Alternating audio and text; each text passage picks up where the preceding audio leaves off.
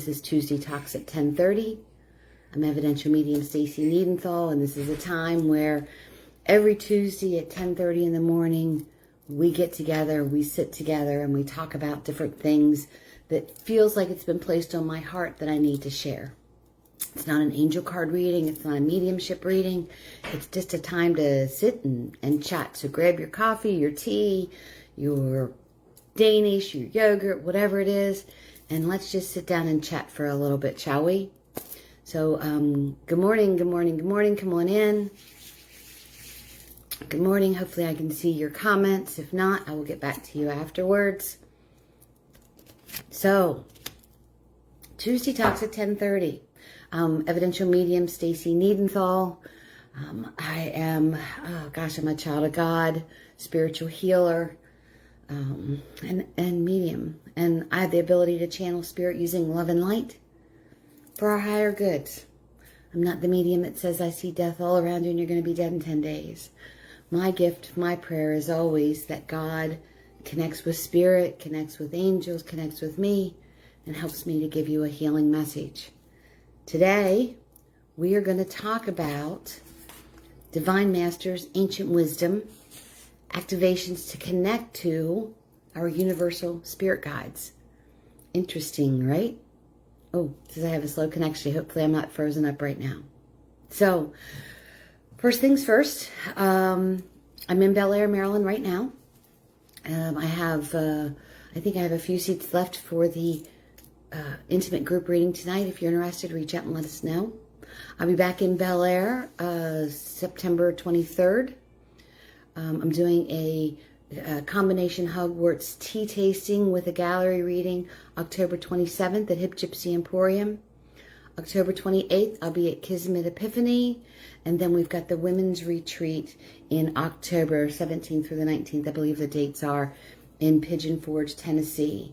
And let me just tell you, this women's retreat is not just a grief retreat. It's an empowerment retreat.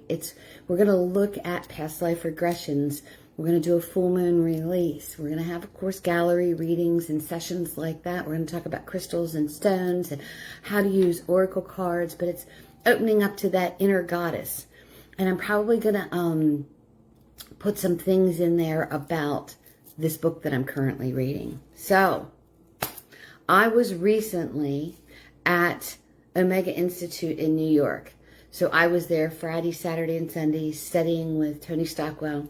Left there Sunday, drove to Bel Air, Maryland, where I'm doing readings, and then tomorrow I leave to go back home. And I was able to take a class facilitated by Tony Stockwell, which was so uplifting and so energizing and thought-provoking at the same time. It gave me different things to think about. If you know Tony Stockwell, then you understand. If not, look him up. Watch some of his sessions. He's on YouTube. He's all over the place. But he is very empowering. He's a medium and a teacher and an author. And I'm like a groupie. So, it was just what I needed. I needed a weekend away to rejuvenate myself. We were in the middle of nowhere, basically in the mountains. It was absolutely gorgeous. Lots of trees. It wasn't hot. It wasn't cold. And I was close to the campus. I put some pictures on there. I stayed in an Airbnb that was absolutely lovely. And it was only a few miles from Omega. Anyway, along with being at the Institute, and there's basketball courts there, and of course different learning centers. It's a yoga retreat, and it's all about spiritual enlightenment there. And there's a big lake, but there's also a gift shop. But to me, it was a bookstore, right? They had all the little gifty things too, which were awesome, but it was filled with books, so many books. And unfortunately, all of Tony's were sold out, but that's okay. I can get my hands on them. But I bought, oh my God, I probably bought 15 or 20 books. I love being a constant student. I love looking at other people's perspectives on things. And of course, I immediately started reading certain books. And I've already read this Directing Your Inner Light by Brian Reese, using meditation to heal the mind, the body, and the spirit. Awesome book. If you haven't got it, I would definitely do a little promo for these guys. But the book that I'm currently reading is Divine Masters, Ancient Wisdom, Activations to Connect with Universal Spiritual Guides by Kyle Gray. It looks like this. And I'm not even a third way through it. Or maybe I'm a third way through it. And the things that it talks about just took me into another dimension, basically, another thought process that kind of wheeled me around to connection with consciousness and our higher self and to the universal spirit guides. So that's what I want to talk to you about. Imagine when I'm finished with all these books, all these things that I'm going to talk to you about. I'm so excited about it. So I've told you before that I truly believe that we're all energy. Everything around us is energy. From our foot to our top of our head and out. We're all energy. And everything leaves a magical footprint on this earth of who you were and who your past loved ones were, as well as the ancients, your ancestors that came here and inhabited this earth before we did. So the big question is how do we connect with that energy? How do we activate that energy? When our family and friends pass, their energy is still connected to us. So, those who sat at the table before us, when you sit at the table, you can see them here sitting at the table with you. You can recollect past memories of them and past conversations with them. When you go places, it brings a memory. I woke up this morning at Denise's and she's playing this music that's very instrumental. And as soon as I woke up, I was like, oh my gosh, my mom used to listen to instrumental music all the time in the car. And as a kid, I'd be like, can't we listen to something with words? But the music transported me back to being in my mom's big old green Bonneville that belonged to friends of ours, which reminded me of them, and they had passed. But it brings this recollection of memories of their energetic footprint back into your mind. So, how do we ascend and connect with the ancestors that have passed before us? And I'm sure this question has, maybe mulled around in your head before about our spiritual path as well as our earthly path. Like, how do we connect to that? How do we see, feel, and hear that? How do we know it, right? How do we connect with those loved ones who have gone before us and then those who have gone before them that we didn't even know? How do we do that? How do we ascend into this higher consciousness? So, my answer to almost everything when it comes to this is meditation. And it's a deep meditation of consciousness. It's to collect, when you think about meditation and consciousness, you're going to collect and gather insight on our whole self. We only use a small percentage of our brain and of our abilities, and of our consciousness and of our higher self. So what if we practiced raising our vibration, raising our consciousness, little by little, to open that up? And through practice, you can open that door, right? You can just open the door just a little bit, and then it will open up a little bit more.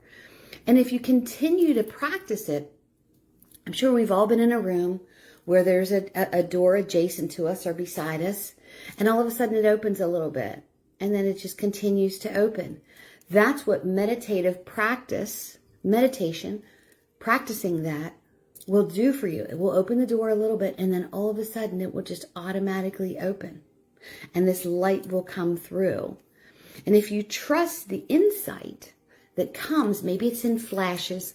When I first opened up, it was almost like an old movie reel where it would be spinning by, and I would almost hear like the clicks of the slides that were coming through. It was flashes of the past. Sometimes you see future events and you don't realize they're future events until they happen, and you're like, oh my God, how did I know that was going to happen? And it's seeing it within your third eye, within your heart center, within your whole being. And you may not actually see it, but you have this knowing. But when you think about this, how do you recognize it as such? So, I'm asking you to be open to the possibilities of the probabilities that it is very possible to open up to a higher consciousness within yourself so that you can retrieve insight and clarity on different things. So when I meditate, and I meditate often, sometimes I'll see flashes of light. Sometimes, and most times when I'm meditating, I literally feel like I'm laying in this soft grass and I'm looking up to the sky through the trees. And, there's leaves that are, kind of rustling around, and the branches are there. And as I look up into the trees, all of a sudden the sky becomes a little bit brighter. And it's almost like it's opening up for me to rise up into this light, into these trees. And it feels light and airy, and it feels like I'm rising up. This is where I find the answers to my questions. This is where I find clarity, right? I feel peace come over me with a slight breeze. And it's become such a thing that when I'm meditating and I am stuck on something, when I start to smell the rain or I start to feel this breeze, I know that there's a peace that's going to come over me that will either give me the answer to the solution or the feeling to, you know what, let it go. It's not yours. It's not mine. I feel as if I connect with God and the angels, my spirit guides, my loved ones who have gone before me. Here's where I look for guidance. And it's as though the light totally surrounds me and my body vibrates in this brilliant white light. And I listen and I know that someone is hearing me and I'm hearing someone, something, someone is around me. I hear a voice. It's that knowledge, it's that reasoning where all of a sudden I feel comfort. And I may not audibly hear it, but all of a sudden, like I said, this peace and this comfort comes over me. Sometimes it feels as if God is speaking directly to me. And sometimes, angels, it feels like they're pointing me in the direction that they need me to go on. And I feel as if the ancestors are showing me the path and letting me know, I'm right here by your side. You're not alone. I'm right here. I can feel their presence. So when you do this, I've set a goal before to have a better understanding and to be able to release those things that confuse me, that get me all knotted up, to get clearer answers. Sounds easy, right? Not always easy, because the human mind goes and knocks that stuff right out of your head, and you go back to the confusion again. And that's when you get back in touch with the breath, and that's when you allow yourself to see your trees or see your light and find that clarity. It's raising your vibration. And sometimes I'll raise my vibration by humming or playing music, relaxing my breath. But I can actually feel like my feet tingling or my hands tingling. My body feels lighter. I'm raising my vibration. I'll even say, help me to raise my vibration. Because when you have a lower vibration, you feel kind of stuck sometimes, or negative, or medium, I guess is a good way to say it. Just like, I don't know to do this or to do this, so I'm not going to do anything at all. So you want to raise your vibration and concentrate on releasing and relaxing every single muscle in your body. Every cell, every vessel, every follicle of hair, everything.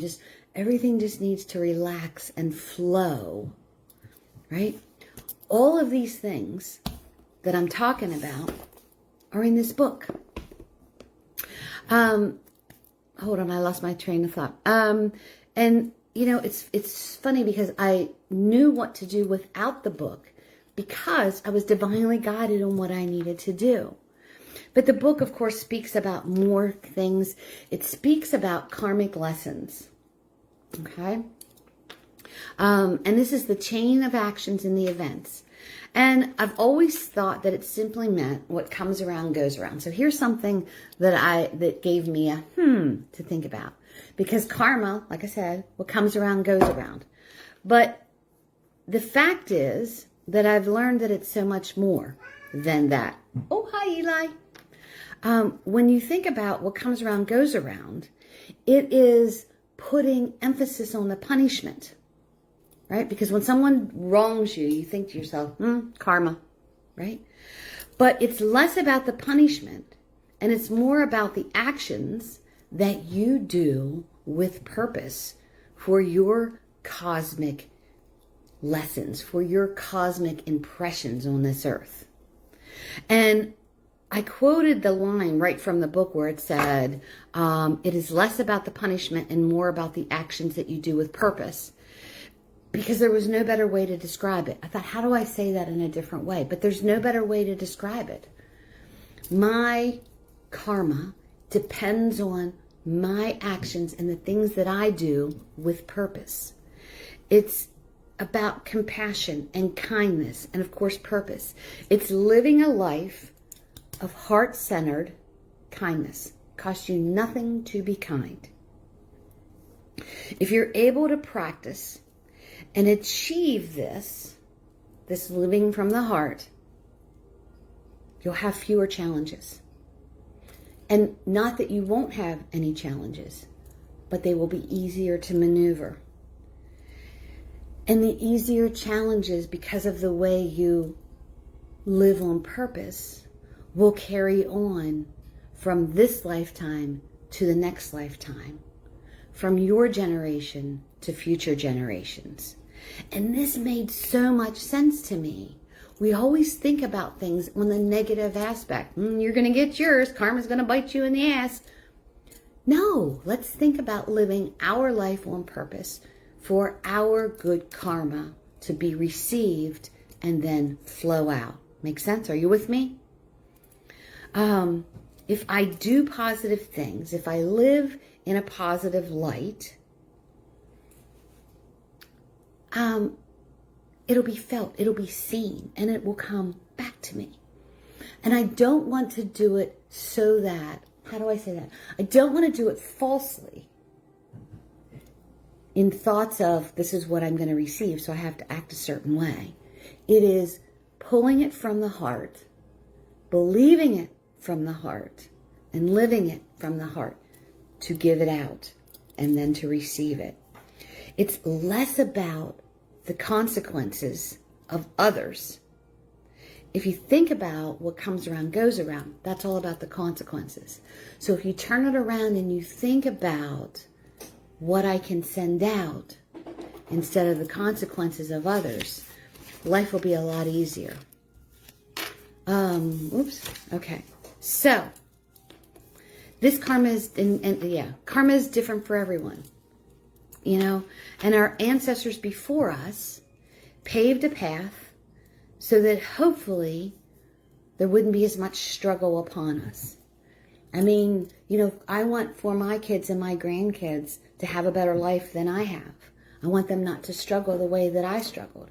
And I'm sure my parents and my grandparents and their parents all felt the same way, that they were paving this path so that future generations could live and to grow.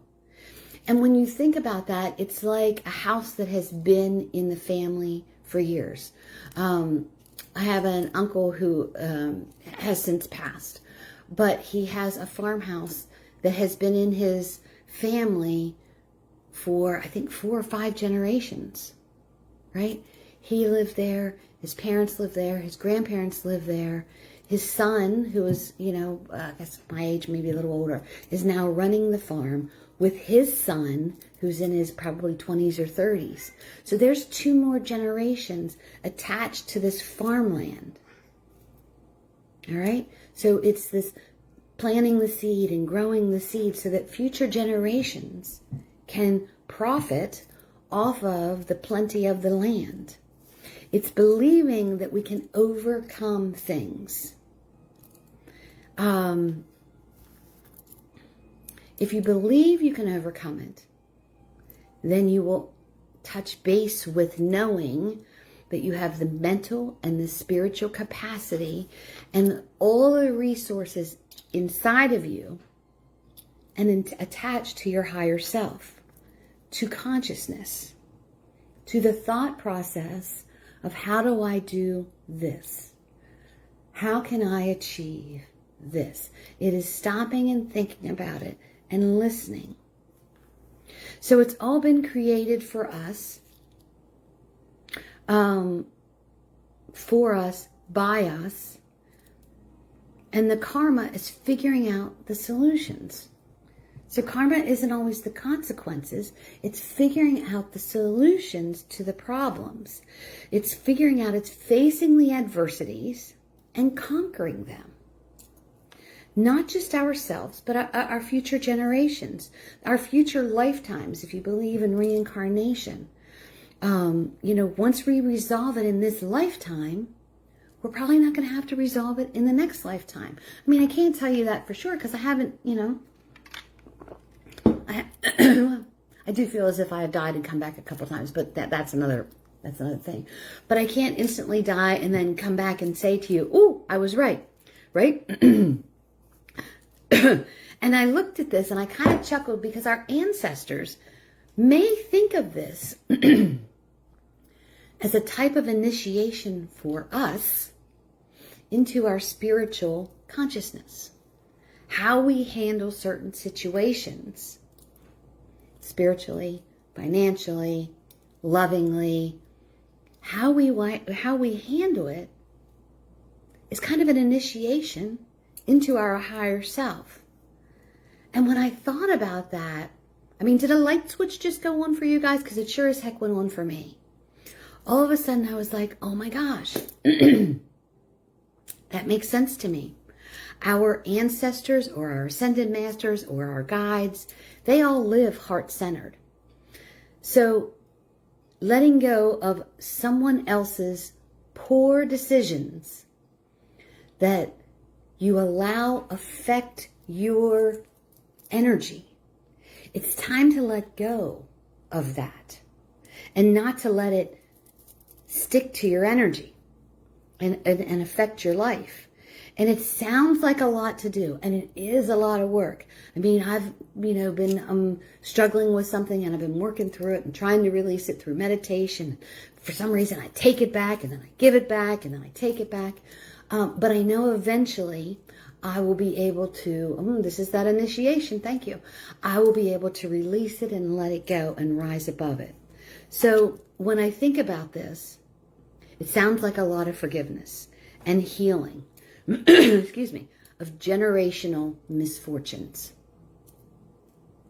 We can choose to live the same way our parents lived, or we can choose to rise above that. You've all heard the stories of people when they're like, when I was a child, my parents were alcoholics and they were this, so I will never touch a drink. And there are people that are like, everybody in my family is an alcoholic, so I'm going to drink. It's the mindset. What do you want to achieve? But here's that initiation, right?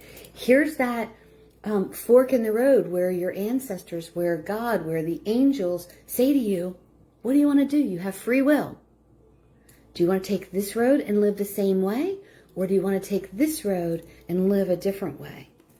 It's looking at those misfortunes. It's looking at those struggles and how you resolve them, how you walk through them makes a difference in how your energy feels. And here's the thing. You may need to experience these things. You may need to just go, oh man, that really taught me something. There's certain traumatic things that happened in my life that as it was going on, I'm like, why me? Why the hell am I even, why is this being put in my lap? All right, Lord, enough. enough. But when I look back years later, it brought me to this time and place of who I am right now so that I can tell my story of what I conquered, what I overcame, what I walked through. And it's healing when I talk about it because it's no longer that dirty little secret. It's healing the wounds of the past and consciously making a change so that I can reach a higher position within my higher self to what's next and in the next lifetime. And forgiveness in the moment helps you to reclaim your own innocence. Think about that. When you're a child, when you're young, you don't know how mean the world can actually be. So if the adults around you are telling you how mean the world can be, that's all you think about is how mean the world can be. But if you have adults saying to you, oh my gosh, there's so many things to see and do, and you can accomplish anything. You know, when you're a kid, I always wanted to be Superman or Batman or Alice in Wonderland. I'm like, I wanted to live the fairy tale. I wanted to do great things. I wanted to soar. I wanted to fly. But there was a big stop sign put in front of me because of a poor decision that I made that led to this domino effect of other things that affected me. And it took me a while to wake up to say, you know what? I don't need this anymore. And it didn't actually happen until my kids were small. I think they were not quite 2 and 3 when I was like, you know what? This is not where I need them to be. So I had to break this for my kids, all right? It's admitting mistakes and correct them so not to repeat them over and over and over again. No longer allowing someone else's poor judgment to affect you. And I know it sounds like a lot. It sounds like, oh my God, how do I do all of that? And it's not going to be easy. But I want you to think about what the long-term outcome is. It helps you to grow. It helps you to find your innocence and see the good in the world again and the possibilities of how you can touch the people of the world. It gives you freedom and it cuts the cord to this merry-go-round that your head's been spinning out of control with, right? It cuts that cord so that the merry-go-round stops, and then it leaves room for joy and freedom to come in. All of a sudden it makes room for the possibilities of the greatness that you can accomplish and that wants to come to you. It's not ego-based. It's heart-based. It's centered right here. Because now the merry-go-round has stopped. So forgiveness enters into the heart.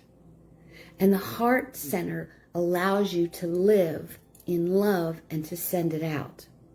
You're living from the inside out with the heart in mind. You're practicing making decisions by stopping, before you make the decision, stopping, placing your hand on your heart, taking a deep breath, clearing your mind, inhaling light, exhaling light and love, and then allowing yourself to find the solution. And in the book, Divine Masters, Ancient Wisdoms, Connecting to the Universal Spirit Guides, in the book, it calls it self-mastery. I just absolutely love that. Being a master of self. So sometimes, kind of, switching it around, sometimes our divine master is ourself. And our ancient wisdom comes from our inner knowing. Becoming fully aware of who you are and easing into this beautiful, energetic illumination of love that just beams from your heart and from your eyes and from your body language. It's reactivating the love connection to your heart. If you've ever had your heart broken, all of a sudden you shut down. That's it. I'm never going down that path again. But once you work through that, all of a sudden the heart opens again. It is the ultimate awakening to rise above, to beam outward, and to receive inward. Eventually it becomes habit. And you know, when I say eventually it becomes habit, don't get discouraged if you make a mistake. Go back to the heart center. And when it becomes habit, you will find pure bliss and peace within yourself. And I think that that's one of the ultimate goals, because we have a few number of days between the day we were born and the day that we die. Why be angry through that time? Why be sad through that time? Why not look for the bliss? Why not work towards joy?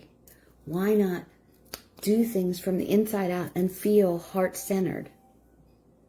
Recognize now that you have a soul experiencing a human experience. The soul is what beams and is what causes this love effect and this chain reaction and this energy. Become fully human and fully divine in your consciousness. So we've got a human side and we have a spiritual side. Connect the two. Have them talk.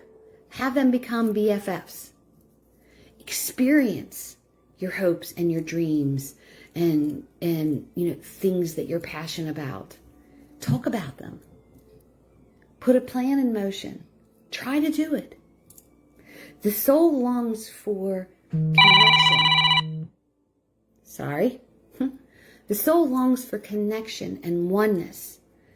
And we all want to know what our life purpose is. One of the life purposes for me is to connect to my higher self, to be able to live heart-centered, to connect with oneness, mind, body, and spirit, to my higher self. And when you invite these in, invite those who were here before us that can offer insight, the ancient wisdom. Maybe you didn't know your great-grandmother, but maybe you have a picture of her. Look at the picture if you know her name and say, invite your wisdom to come in. Allow me to know. It's okay. Then when it comes time to leave this earthly plane, there will be few regrets, because you can honestly say, I lived the best that I could, heart-centered, with few to no regrets. And we will all have regrets, don't get me wrong. We will all have those regrets. But if you live with the mantra, above all love, you send love, you show love, and you allow love to consume you as well. And you're just all warm, your energy is just all warm and fuzzy. You'll have a better life. And those who are still left here at your time of passing will say, oh my God, she just loved everybody. She tried to do as much as she could for everybody. She had temper, whatever. But she came back to heart-centered. Make sense? So our ascended masters, the ancestors that have gone before us, they've already been through all of this process. So since they've already been through this life process, wouldn't it make sense that they're here to guide you through that if you take time to meditate and listen and ask? You'll get a feeling. You'll get the knowledge. All of a sudden, you'll get an idea.